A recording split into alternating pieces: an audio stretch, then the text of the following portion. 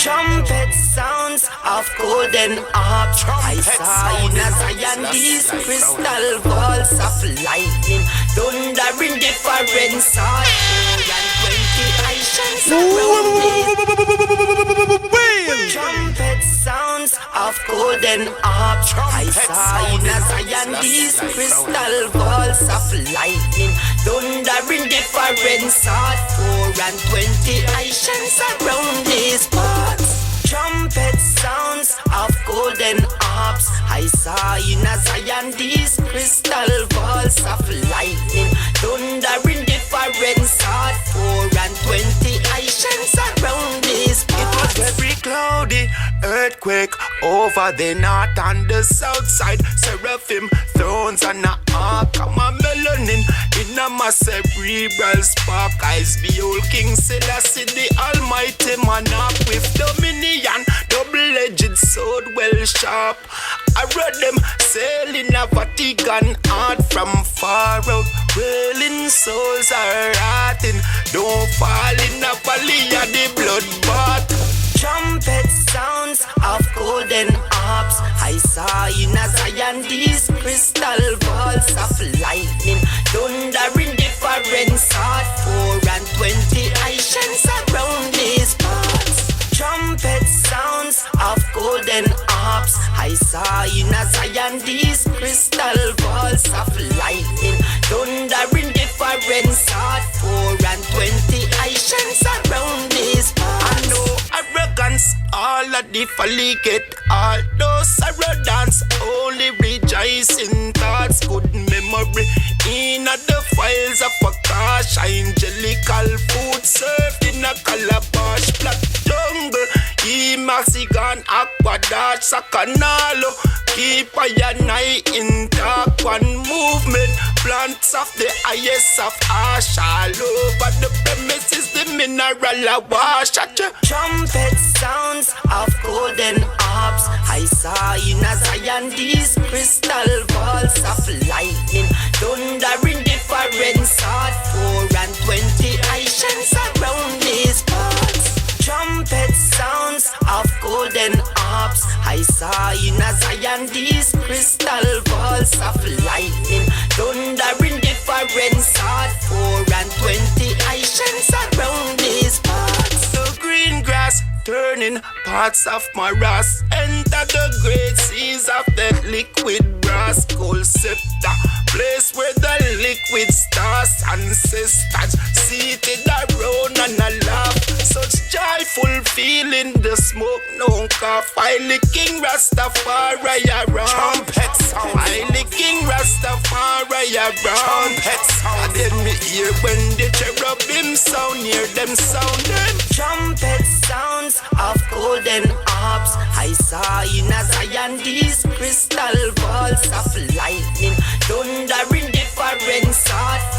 420 Haitians around these parts. Trumpet sounds of golden harps. I saw in a Zion these crystal balls of lightning, thundering different sorts. 420 Haitians around these parts. And it was cloudy, earthquake over the north and the south side. Seraphim throne on the ark. I'm a melanin in a my cerebral spark. Eyes behold King Selassie, the almighty monarch with dominion, double-edged sword well sharp. And he read them, bring them up in a Vatican art.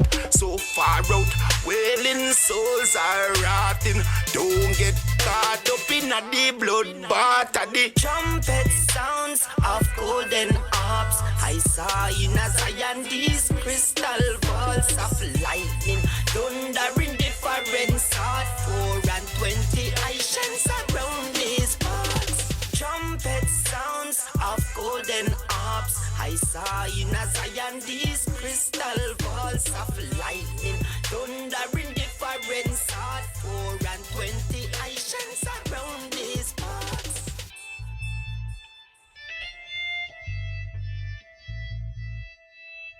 Reggae.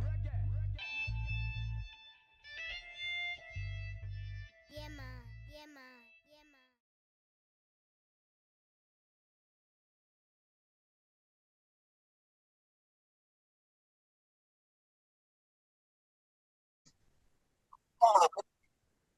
Yes, yes. Greetings. Salam. Much love to everybody in the house. Yes. Greetings, For greetings. we busting the seal on blah. the alchemical keys to the crystal vaults. And this is a 1, vision. 2, 3. This is a vision that has come to Ross and myself through the guidance from certain elders in our communities and feedback from the people, popular demand. They was like, yo, we need more. We need more reasonings from y'all. We need, you know, we want to plug in. We want to tap in. So this is our effort to, you know, meet the popular demand, honor the feedback we've been given, right? Ashe. So we're going to have a frequent YouTube presence. We don't know the exact frequency yet. We're going to see how this thing grows and evolves, but this is the opening premiere. And our intention with the alchemical keys to the crystal vaults, me and this brethren, Ras Naim here, we've been studying. We've been studying hard over decades together. And I'd get something, I'd get a vision and drop it on him. He'd build on it, drop something else on me. And so, yeah, we've been studying these alchemical keys to the crystal vaults. All right. So study and practically applying these things. We're going to be coming together and sharing what we've learned. Yes, I. What, Star? Hey, time is now. Time is now. 1, 2, 3, mic check. What time is it? 1, 2, 3, mic check. Hey, that's right. 1:23:23. Right. 1:23:23. Mic check. Mic check. My people, can you hear me? Yeah, the time is now. Something like you say, we've been praying on, we've been meditating on, we've been holding it for the right time, and the time is now to bring forward these alchemical keys to the crystal vaults.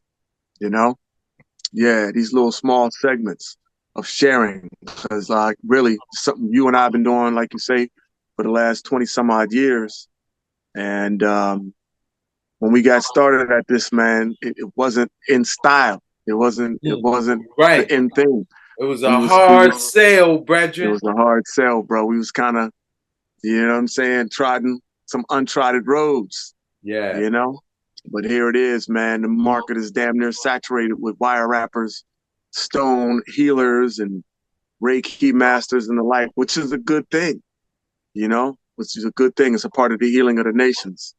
But we figured with this collective research and investigation and practical application, it's only right, man, that we have something that we can present to the people on a regular as we continue to, you know what I'm saying, evolve this ancient future technology, you know?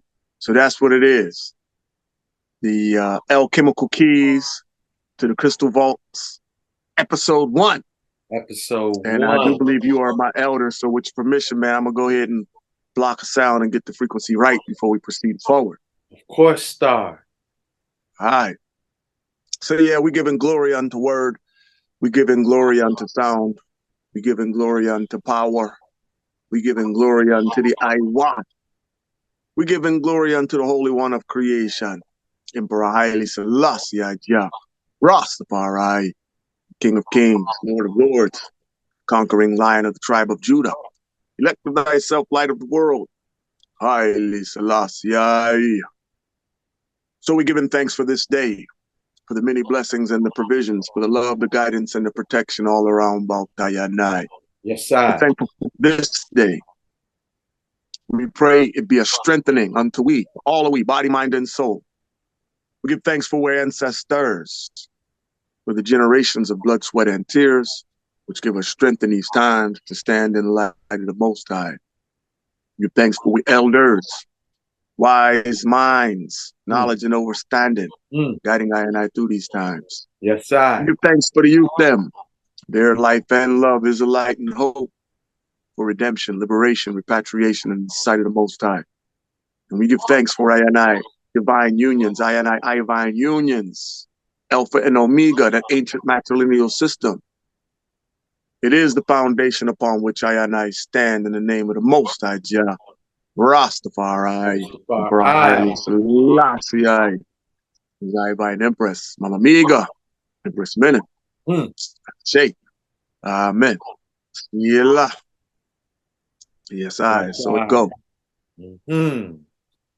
So yeah, we feel like it's only proper we bust the seal on the alchemical keys by exploring alchemically, elementally, three of the most important elements that, you know, if we synergize with these things in our liberty,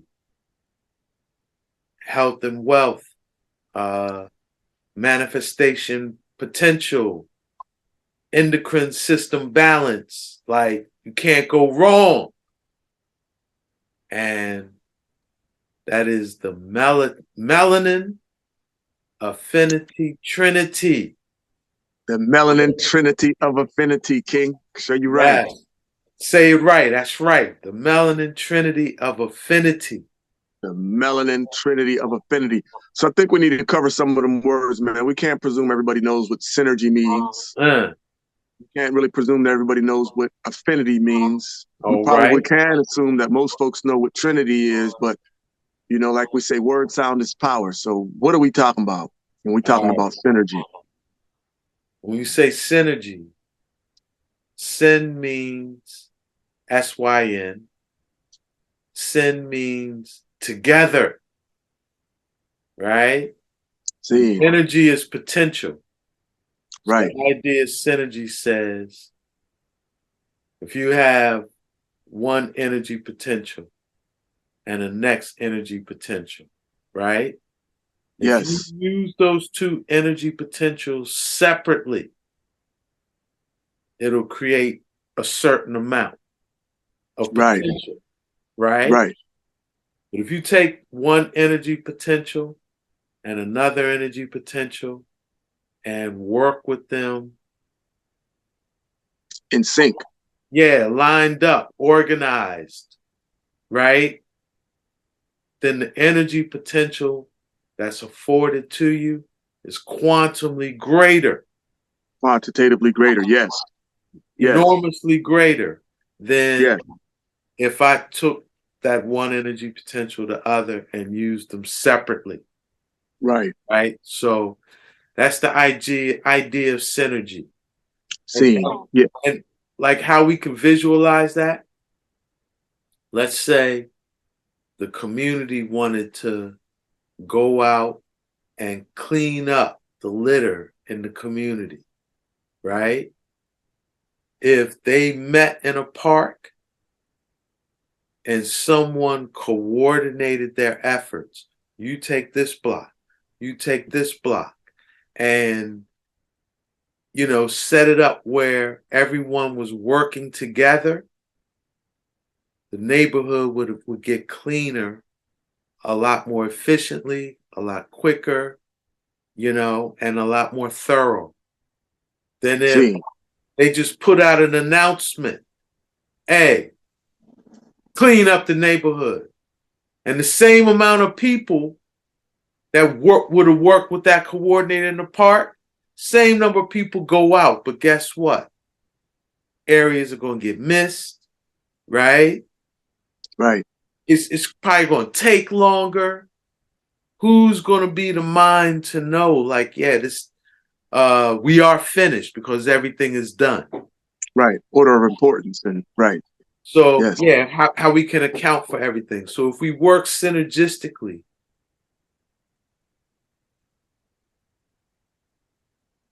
what you manifest is you know, it's a lot powerful, a lot more powerful. So that's synergy. Our potential becomes quantitatively greater, you know? Exactly. I like that analogy where you're thinking about string or a thread. It's a real simple one to wrap your brain around it. You got a piece of thread and the tensile strength of that thread is maybe 5 pounds, Yes. right? If you get 5 of those lengths of thread, and they each got that 5-pound potential individually, their collective potential is 25 pounds. Yes. Right? Yes. But when you twist them together and you make one twine, their collective potential is greater than 25 pounds. So that's a good way to see how synergy manifests, how it amplifies and quantifies the potential of it, whatever has potential. The output of any source of potential. You know? Yes. Yes. So this is why this particular alchemical key episode is so critical, because melanin is such a critical element within the human experience. As far as I can tell, all sensory perceptions are necessary or based on melanin present. Absolutely. Melanin is not just something that the darker hues of humanity have. All strata, all colors of humanity have melanin as a necessary part of sensory perception. Right.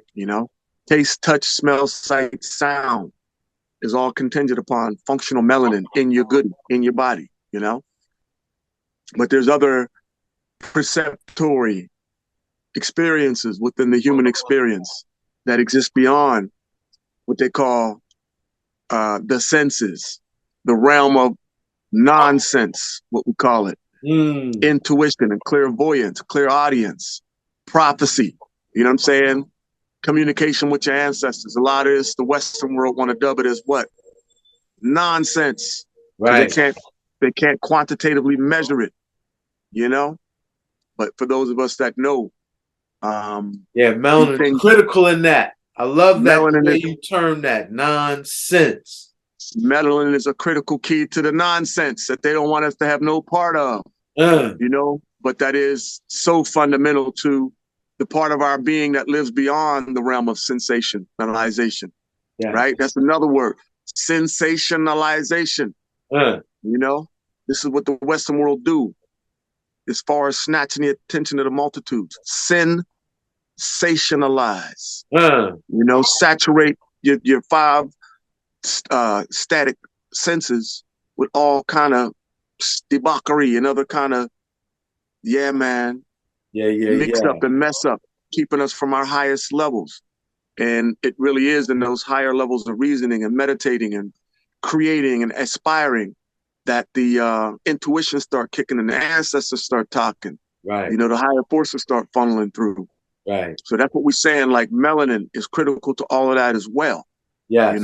Fundamental to the senses that exist beyond the taste, touch, smell, sight, sound phenomena. So the whole alchemical dimensions of melanin, when you study melanin, you study the chemistry of it.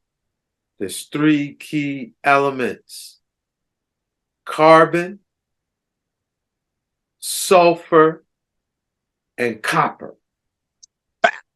Those are the 3.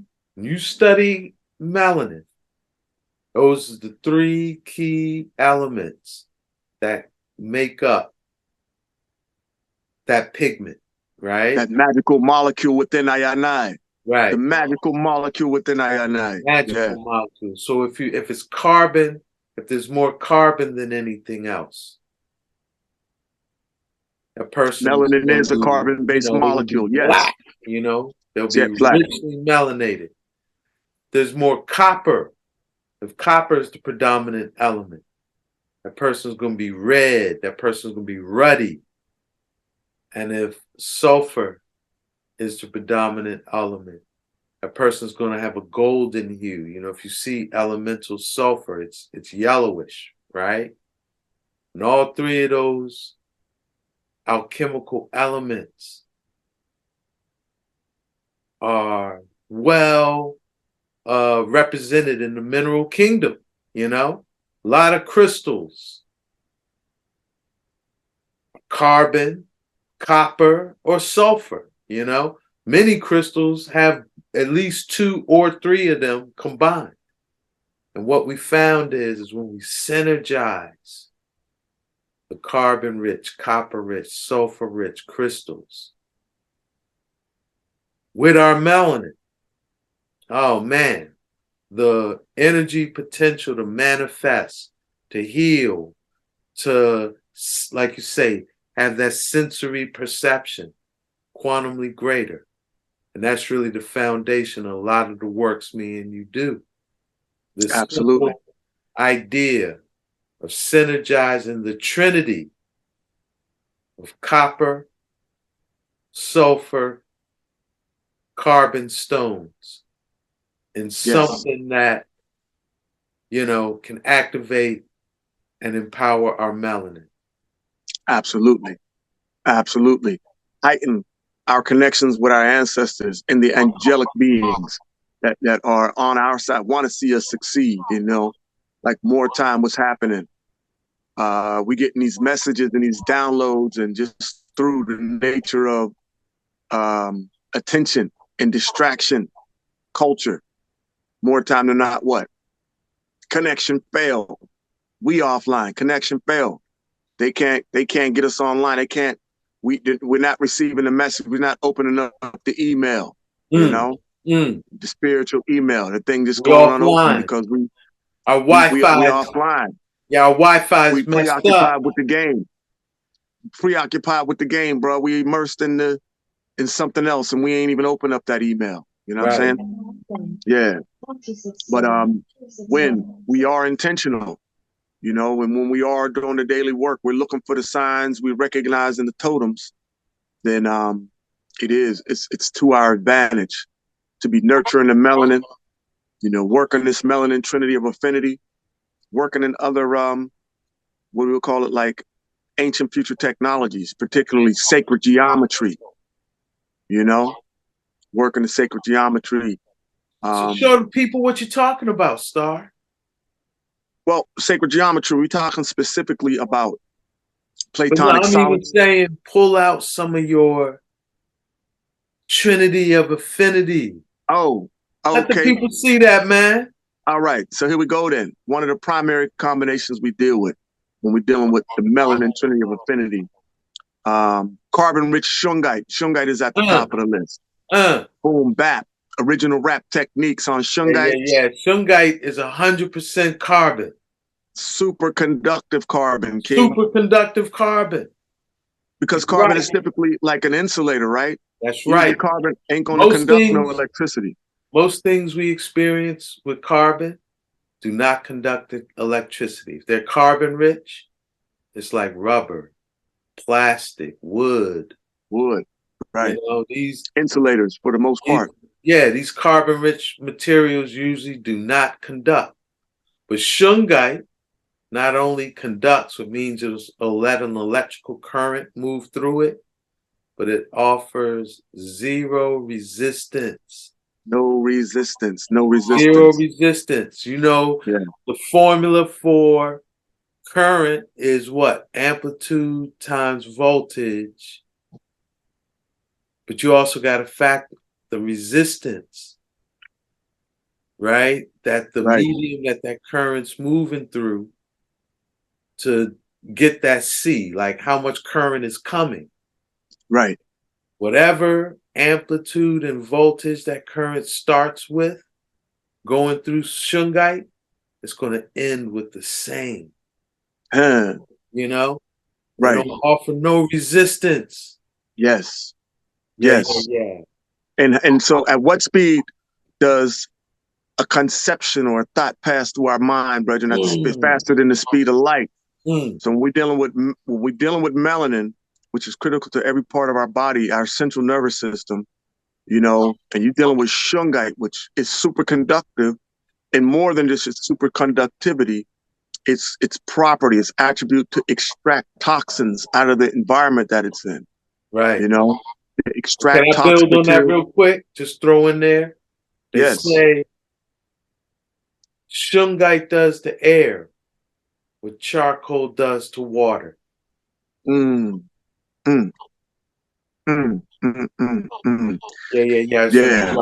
So, yeah, man. So it's at the top of the list of the carbon-rich mineral. It's not the only carbon-rich mineral, but when we're building these crystal synergy unks, shungite is more time than not. If we got it available, shungite is going to be represented in the carbon slot.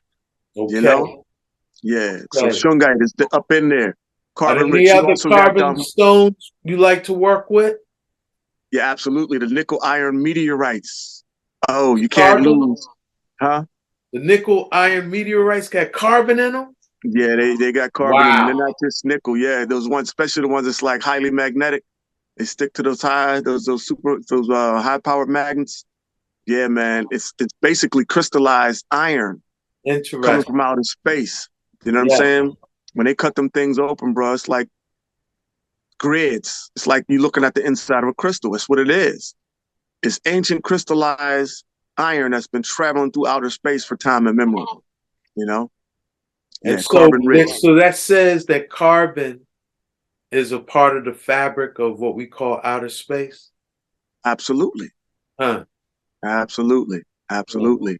Yeah, the triple blackness. Carbon is out there, you know? Yes. Yeah. So and then what else is carbon rich that we I think labradorite is carbon and silica. Am I right? I think you are right. Yes. Yeah. Yes, I think you're true. And then smoky quartz, certain smoky quartz and celestials will oftentimes have remnants of carbon in them as well, you know? Right. Yeah. Right. That's Yes, tricky though. Is that they don't call it smoky quartz. And you got to make sure if someone's telling you it's a carbon quartz that it's real, because sometimes people will just put clear quartz in an oven and blacken. True. But you know what? As we're speaking about the quartzes, both the double terminated quartz from Tibet, the matrix that they grow from is carbon rich, what they call it magnesite. Right. And also, I think it is the Herkimer diamonds. I think, what is that? Anthroxylite. I can't remember what the matrix of the Herkimers is, but both of those, and you'll notice They if you're got familiar with carbon in them. Herkimers, You see that got that black tip in black. the quartz as carbon is That's up carbon in there. rich. Yeah. And oftentimes you'll see that within the double terminated offerings coming out of the quartz kingdom, you know? Mm-hmm. Yeah. So those are definitely some of our favorites that we choose to work with when we want to intentionally bring in that carbon element into this theme called the melanin trinity of affinity, you know? Well, what's up with the sulfur dimension? Sulfur dimension, top of the list. You already know. Yeah. I got to get pyrite. Yeah. You know, and that's another because what does pi deal with? It deals Pier, with the sphere, or right? even pier. Yeah, pi is the infinite number, but pier means fire. So pyrite technically means firestone. Yes, and I can definitely relate to that on so many levels. And pyrite is such a mystical element in so many ways, but it is iron sulfide. You know, basically hematite with the presence of sulfur in it. You know, but there's something really interesting about iron-rich minerals, but pyrite in particular. I don't know of another mineral that will actually naturally occur and precipitate into and quote unquote 3 of the 5 Platonic solids. Wow. It will crystallize naturally into a perfect cube, which is one of the Platonic solids, what they call the hexahedron. You know, it's one of the 5. There's only 5 Platonic solids, and they are the fundamental building blocks of everything in creation.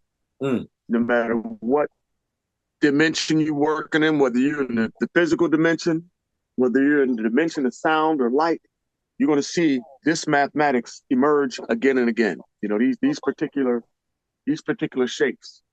And pyrite will precipitate into, like I say, 2.5. And I say 2.5 because there are 2 honorable mentions amongst the Platonic solids, right? We'll go through the 5. That's what I'm reaching for, so I can give you physical example of these 5 shapes.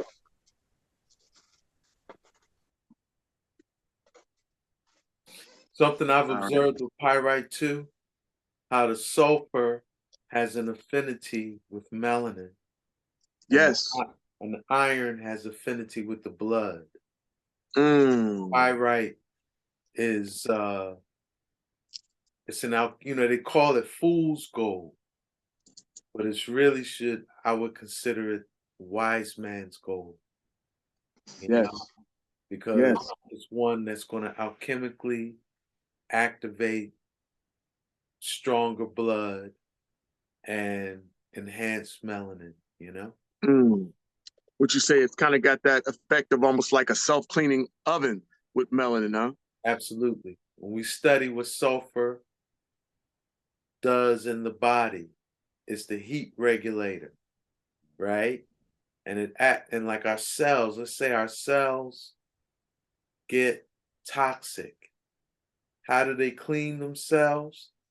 It's the same principle of like a self-cleaning oven where, that oven, when you close it off securely, and then it'll reach a super high heat, and then once it cools off, you could just easily wipe out. That's like kind of like what your cells go through when they need cleaning. They bring sulfur into us, Sulfur-rich foods always are going to have a zest to them. Onion, garlic, and peppers, hot peppers. What you taste on your tongue is sulfur. And when you eat those foods, they heat you up. Yo. You feel it. It might be a localized heat you feel in your gut, or just systemic, like you feel a radiance of heat coming off you, Right. And of course, Right. our elders and ancestors have always taught that onion, garlic, and hot peppers, spice, it's part of making your food your medicine, and eating your immune system and your wealth, your health, excuse me. Yes, So that's some of the ways I look at sulfur. The explosive, the fireworks, sulfur is all too present. And explosives, Wow. Gunpowder.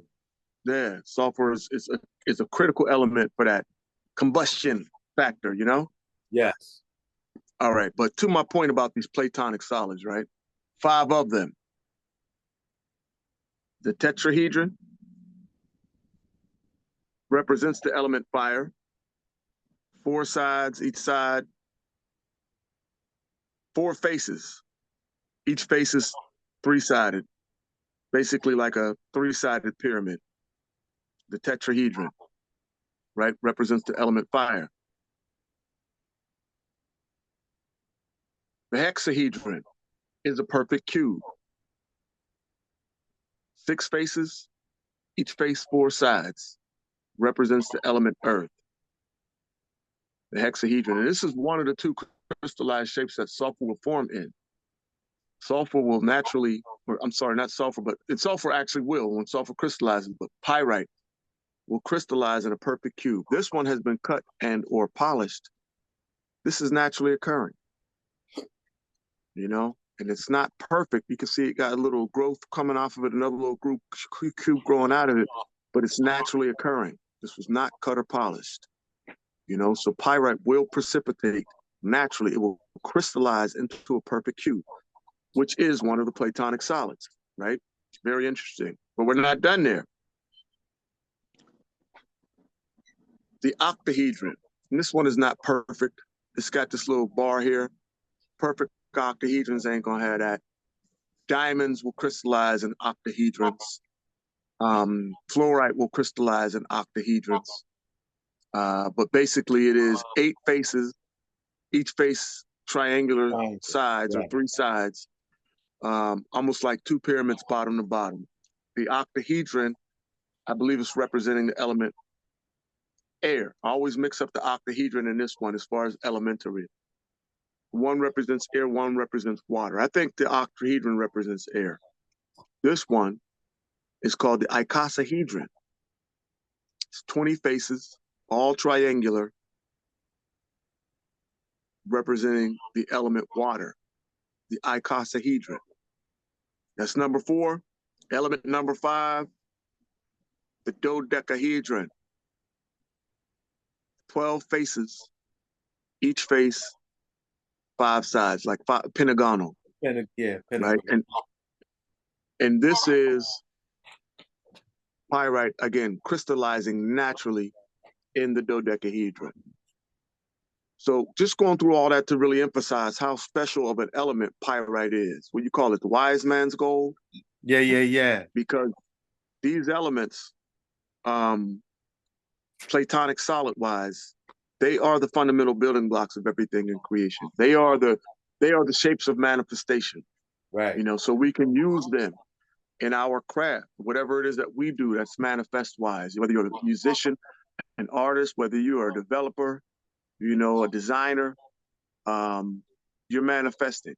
So when you work with these mathematics, when you work with this sacred geometry, all you're doing is enhancing, you're amplifying your capacity to manifest. And one more interesting key about those shapes, all 5 of these, what they call them Platonic solids, fit into this most sacred of sacred geometry icons, what they call it, Ross Ben. Is that the flower of life? This is Metatron's cube. That's Metatron's cube. All right. This is Metatron's cube. Huh. All of these 5 shapes will fit in here. You know, will fit in there like almost like like you say, like a key going into a lock. Huh. They all have a space to fit within this most sacred of sacred geometric shapes or icons or symbols. You know, Metatron's cube embodies all 5 Platonic solids. It is a superpowered sacred geometric shape for manifesting. So, you know, so how do you think? What is it about the combination of iron and sulfur that it manifests in all these sacred geometric forms? This is part of the research that we're doing, King. I can't give it a definitive answer, but this much through my research, what I realize is that every living thing on the planet, everything with a heart, you know, is contingent upon iron. And iron is not created on Earth. They say the only time iron is created is when stars explode. You know? Yeah. So iron is an ancient element. It's not created on Earth. Interesting. You know, but every living thing, every heartbeat is connected by that element right there. You know? Magnet, because iron carries a magnetic charge. Yes. I'm not sure if sulfur is a metal or not. Sulfur is not. It's not a metal. It's not a metal. Because when we find just sulfur crystals at the gym shows, man, it's super duper soft. It's damn near like a resin. You know, when sulfur crystallizes, it's so soft. It definitely is not a metal. You know, interesting. It's not a metal. And then my thoughts when I think about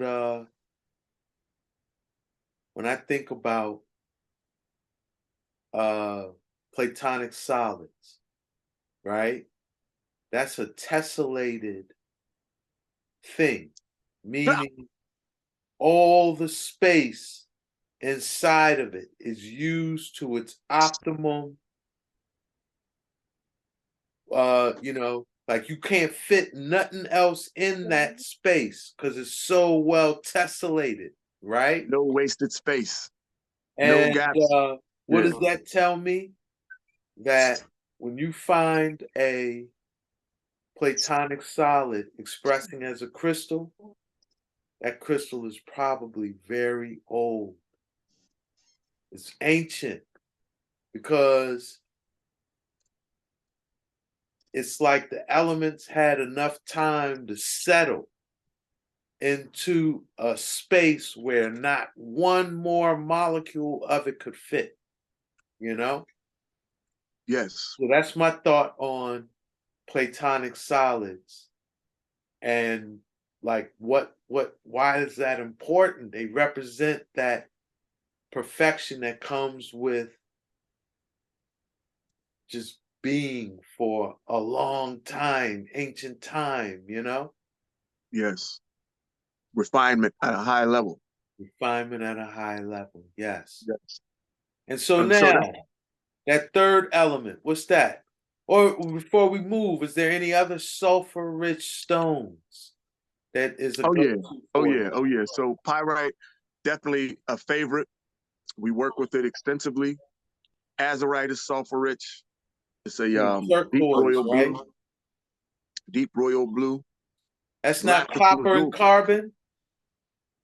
Azurite? Yes, it is. It actually is. It is copper and carbon. Right. It has sulfur in it too? It has sulfur in it too. Yes, Now, I thought when copper, carbon, and sulfur come together, that's covalite. yes, yes, yes. Covalite. There's another one too. That has all Turquoise. three. Turquoise is copper and sulfur. Yes, yeah. I've seen turquoise with pyrite in it. So yes, absolutely. Yes. Yes, that wasn't the one I was thinking of. Now But there is another one. I think when copper, sulfur, and carbon come together, that's beyond azurite. Okay. I think azurite is considered to be carbon and copper. Carbon and copper. Okay, I stand corrected. Throw sulfur in that mix, you got covalite. You got covalite. Interesting thing about covalite is what, Ross? Related to shungite. That covalite is superconductive like shungite. A charge can go through it with no resistance, right? And right. Covalite is the crystallized manifestation of this trinity of affinity we're talking about. You put the three of them together, copper, carbon, and sulfur. Right.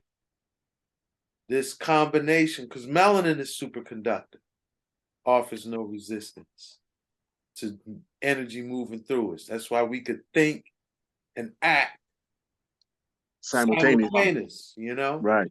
Yeah. Yes, I. So I didn't mean to cut your flow, but no, man, it's right on time. You're right on time. I just wanted to mention azurite might be. I didn't recall azurite being a sulfur rich. Okay, yeah. I stand corrected. But this one for sure, the lapis lazuli. I don't have a better example to show you, but lapis is definitely sulfur rich. Lapis is sulfur rich because this pyrite is usually a part of lapis. In it. You see the little pyrite specks in it, the little specks and little flecks look like stardust in there. That is the pyrite. Yeah. So lapis is sulfur rich. What else? What else you got in your mind, in your heavens about sulfur rich, man? I'm drawing a blank. I mentioned turquoise. Because turquoise is sulfur and copper. So it's 2 of the 3 affinity elements, you know?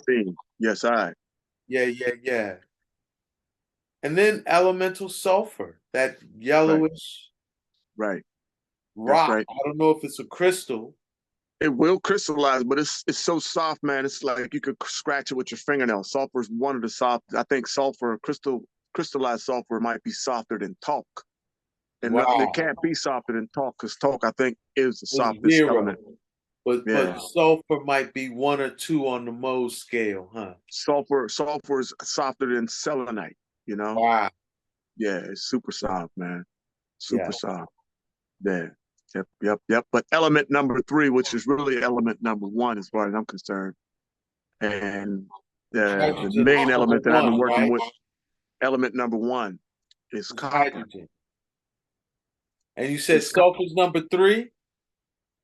Well, as far as, like, again, my bias, this is what I'm saying, my bias, as far as how much I work with this element, the accessibility, how much it's used, you know what I'm saying, in the works and in the technology, and its applications, you know, especially because of like the time we're living in now, where we got all these pathogens popping off, how antifungal, antimicrobial, antipathogenic copper is, you know, and it's Oh, you it's moved same way. on to copper now. That's element number 3 in the melanin trinity of affinity. I got you, Star. Yes. This is element number 3, and we're saying element number 3 because this is the order in which we're delivering. But that's why I say, for I and my bias, it's really element number 1. I hear you. It's element number 1 because copper we is use it all the time. foundational to any It's the alchemical. foundation. It's the foundation of so much of what we do when we're bringing this ancient future technology forward. We use the pyrite and the shungite as much as possible. We use shungite and sulfur-rich elements as much as possible. But there's so much other work where they're not present and the copper is present. You know what I'm saying? There's so many renderings that have all different type of elements that might not be carbon rich, they might not be sulfur rich, but copper in there, you know? Yeah, so and so many qualities about the copper because of its softness, you know, it can be molded and flexed in ways that other metals. I'm not saying they can't be flexed that way, but they're a lot more challenging. You got to have a lot more heat and pressure and hammering and, you know what I'm saying? Copper is definitely, heavy-handed tactics. If you're wire wrapping, there's no more forgiving metal, I think, than copper. No more forgiving. And there's few that are more conductive than copper. Right. You know?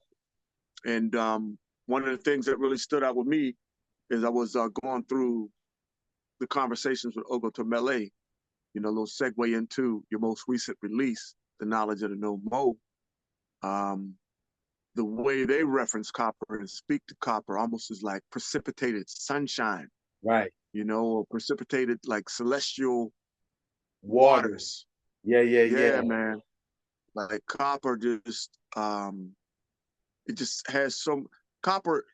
The one brother you was on there with Brother Hank, crystals, pyramids, and magnets, I think it is his show. Yeah.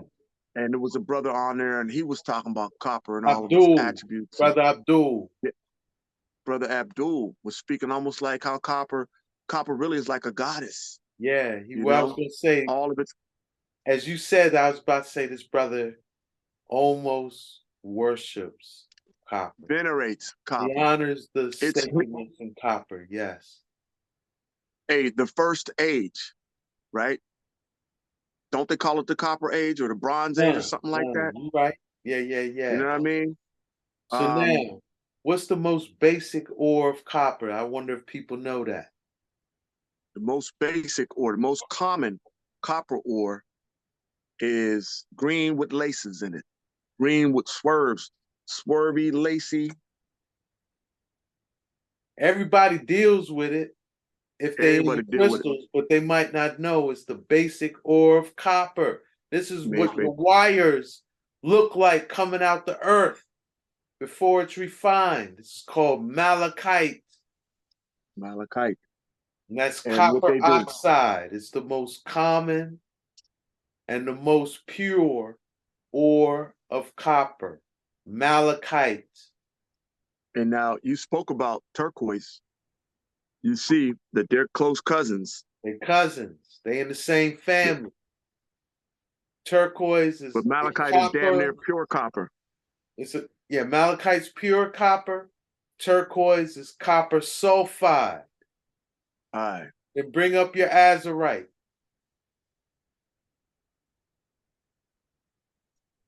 Azurite is a copper carbonate, copper and carbon, right? You can see the malachite jumping out of it. Sometimes you find all three of those together: copper, turquoise, and azurite. You know the name of that stone, Ross? Wait, don't tell me. Chrysocolla, right? Chrysocolla is. Yeah, chrysocolla. Yeah, chrysocolla is copper and silica. Not quite. The name I was looking for is shudakite. I'm not up on shudakite. Shudakite is when azurite, malachite, and turquoise is all in one stone. Wow. We call it shudakite. You got a piece in your repertoire, Ross? Not many, no. Okay. No. But Okay. So I another just want to make this note. When they superheat this, it eventually turns into this. It precipitates in the ashes. When they superheat this in the kiln, the malachite will condense into this. This is pure. This is freeform copper. This is what they dig out of the ashes at the bottom of the kiln once the malachite's superheated. So, yeah, malachite is your pure copper ore. and so I guess the big takeaway from this is that one of the biggest conductors of the elements, our whole technology.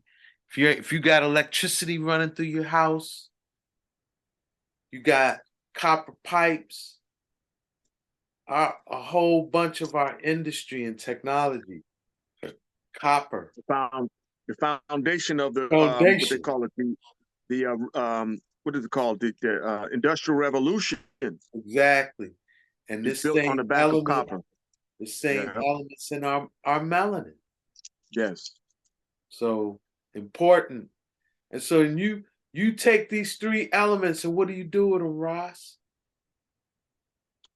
We build crystal synergy unks. That is our that's really our flagship works. Crystal synergy unks. Woo. You know? And that's an azurite nodule up there, right? That is an azurite nodule up there in the crown with blue kyanite here in the handle. So now the elements that is charging that creation, we got the copper and the wire, right? And then the azurite got some carbon and copper up in it, right? Yes, I. Kyanite is an aluminosilicate. But your synergy with this was based more on color frequency, it looks to me. Absolutely. Color frequency. These were both elements that we gathered them at different meetings. This one came from a sister when we converged in Pittsburgh earlier in 2022. She just blessed us with it as a love offering. Blue kyanite is one of my favorites, and polished blue kyanite is not so easy to find. It's much less common to find. You'll find raw blue kyanite. Is soft, if I remember. It's soft, so it's brittle. It's hard to polish. It's brittle. It's hard to get into these polished shapes. So this is one of the largest ones I've seen, and it was offered as a gift. So I carried it around for about a year. Well, not quite a year, maybe almost 9 months. And then I got the vision to synchronize it with this azurite blueberry, which I had on an altar for over a year. Let's see, I'll put some shungite up in that piece. All right, I got to go pull one of them out. I don't have one. Hold on one time. I'll go grab one. I'm going to pause. My bad, brother. I just started the recording back. All right, so when we're speaking about how we render the melanin trinity of affinity, this is one of our favorites. Bam, bap, boom, bap, original rap techniques. In your handle, you got a polished shungite wand, right? You got your triple black carbon in the handle, suspended. See what I'm saying? Like how the stone wire ain't just randomly on it. Suspended so much so that this can actually twist. The massage wand will roll in there. I see. Yes. It's suspended in the wire. Copper wire, element number 2. All of it, the heavy gauge, the lighter gauges. And then element number 3, pyrite, but not just any pyrite. A naturally occurring pyrite dodecahedron, Yeah. The dodecahedron is associated with the element ether. I didn't emphasize that point when I was going through the Platonic solids. And we know ether is an interdimensional element. Right. This is like, when they talking about alcohol as spirits. Right. Alcohol, to refer to it as spirits because it has an etheric nature. It doesn't just operate in the realm of the physical. dimension, you know? Yeah. So ether is an interdimensional element, you know? So pyrite is associated with the third eye and the crown chakra because of its nature to enhance transformation, you know? Yeah, transformative thinking, interdimensional. Yeah, so this is one of our more common renderings of the melanin trinity of affinity in a crystal synergy ankh, you know? And what might Yeah. someone expect if they was to work with that? Heightened sensory perception, Mm, heightened intuition, heightened clairvoyance, heightened clairaudience, mm. you know, seeing things before they happen. Your ancestors showing up in your dreams more frequently, you know, the dream realm becoming less lucid and more comprehensible, you know? You mean more lucid? And then, yeah, and tangible sensory perception increase, you know, as musicians and artisans and, you know, like I say, folks who create, those qualities come from connecting with our environment and expressing in our environment, you know? So for myself, what I'm finding is, like I say, the Ankh in particular is an ancient icon, probably, if not the oldest, one of the oldest icons on the planet. Its nature, its shape, its alchemy speaks to the union of the male and the female principle, which is fundamental to life in creation. You got to have a little bit of mama and papa to make more of anything that is alive. You Right. know, And where's the male so principle on the Ankh? the principle of the Ankh is it No, is where's a the symbol of male eternal life. principle? The male Oh, the principle. male, your male principle is your alpha down here in the handle. All Right? right. And where's the Alpha, feminine principle? feminine principle is the omega here, up here in the crown. All You right. see the omega, like folks who up on that Greek science, the symbol for omega is here, right here. Right. So when you fuse alpha and omega together, There's a you get charge. you get a charge, and Light. it creates life, and it also emits a light, what they call, you'll find it on Google, called negative green, but negative has connotations, so we refuse to give it a negative connotation. Maybe call it magnetic green. Magnetic green. Yes. Magnetic green way it Magnetic emits green. whenever you have Yes. the alpha and the omega, you get a magnetic green coming off the handle of this. And what Lovely. it is a carrier frequency. It's an interdimensional channel. Right. It is you know, if you know about the Osirian resurrection, every time Osiris is depicted, once he's resurrected, he's got this olive colored green. Right. Because he successfully traversed the underworld and emerged, you know, as a resurrected being, you know?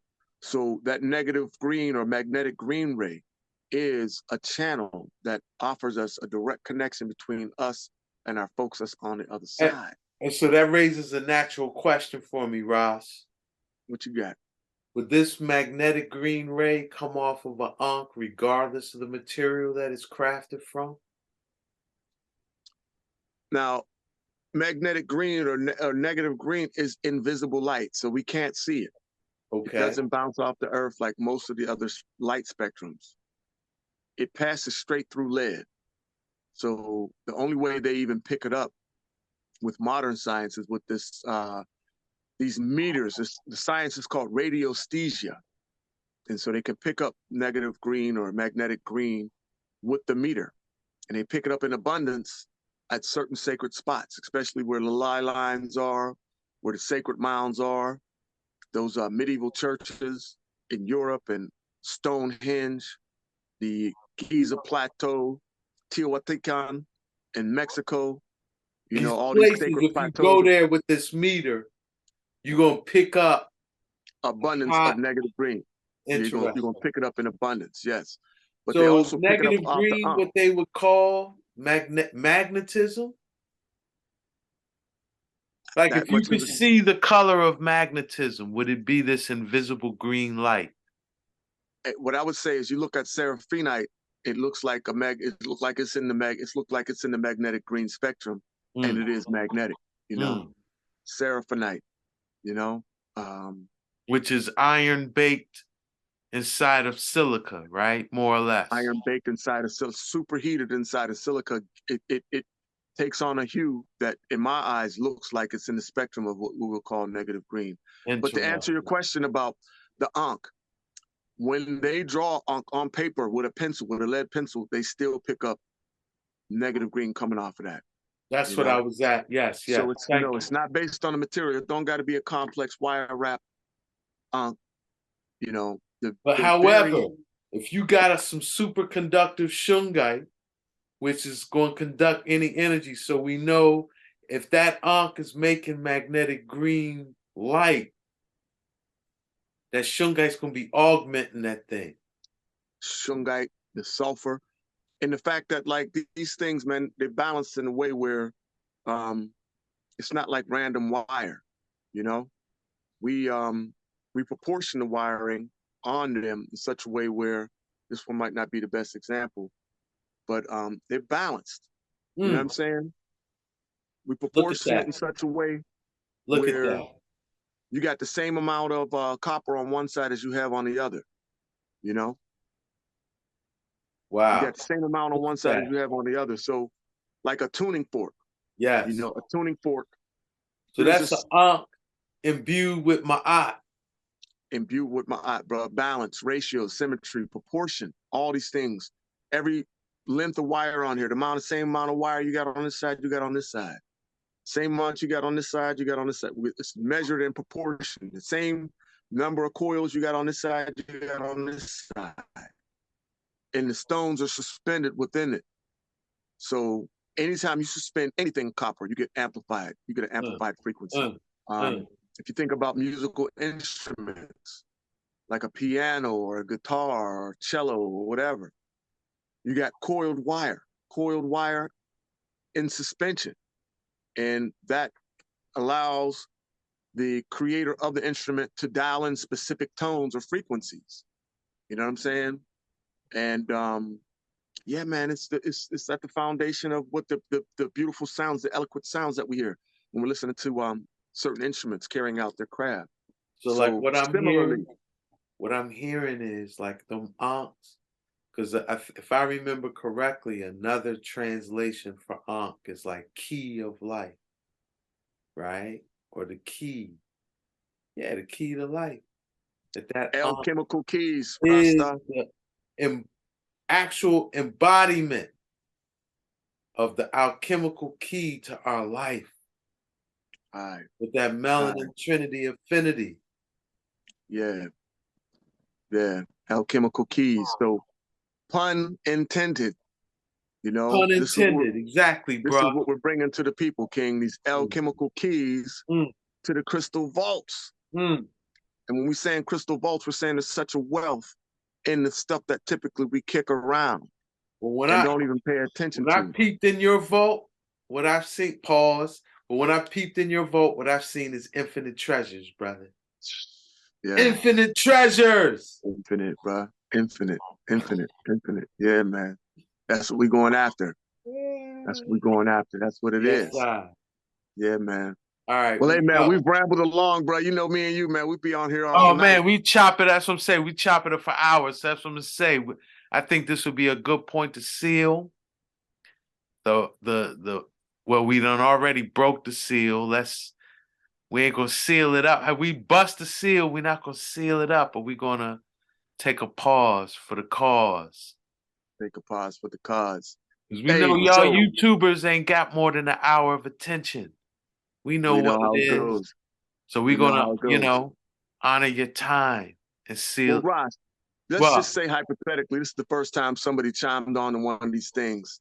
Somebody within my network, they ain't familiar with you. How can they get with you, man? You know, and what do you offer? What do you got? What's the best way for them to connect with you outside of this? One-stop shop, rossben.com.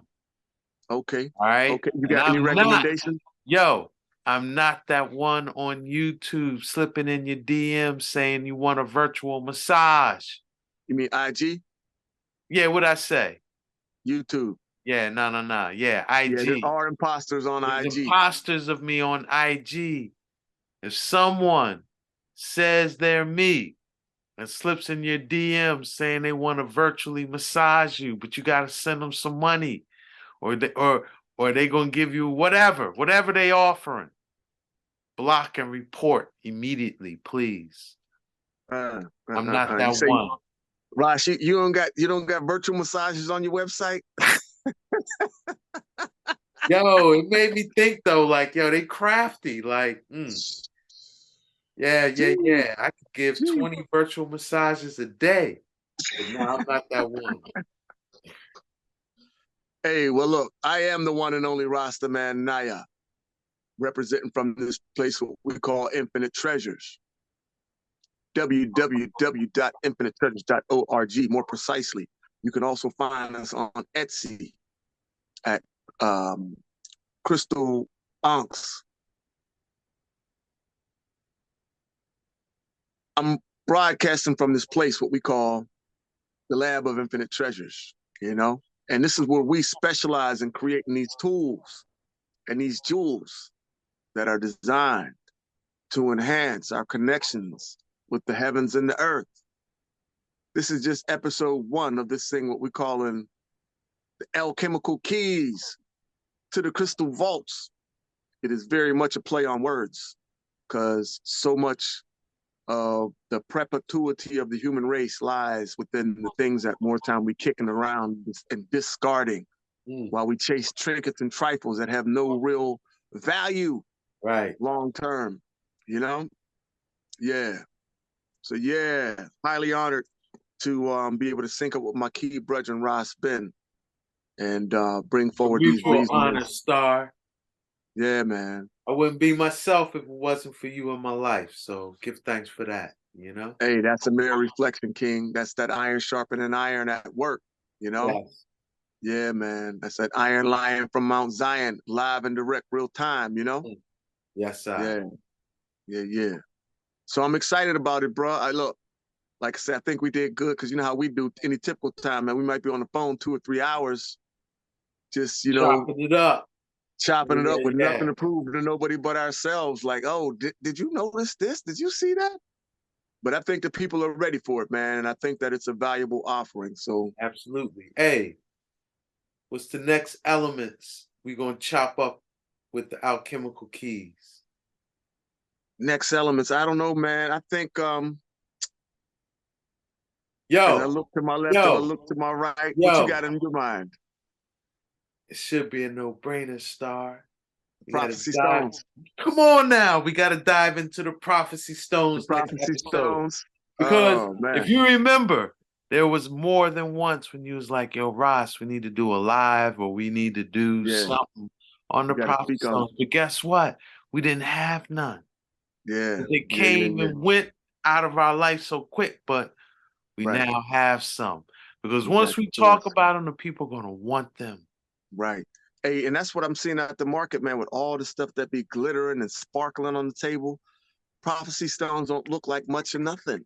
They look like some dinosaur poop or whatever. Yeah. They look like doo-doo. That's they what some don't of my command a lot of family, attention. Some of my family see these turdy looking nuggets all on my table and everything. They like, yo, what is that? You what know? Are you selling? You selling coal? Right. Petrified dinosaur doo-doo or something. That's what it look like.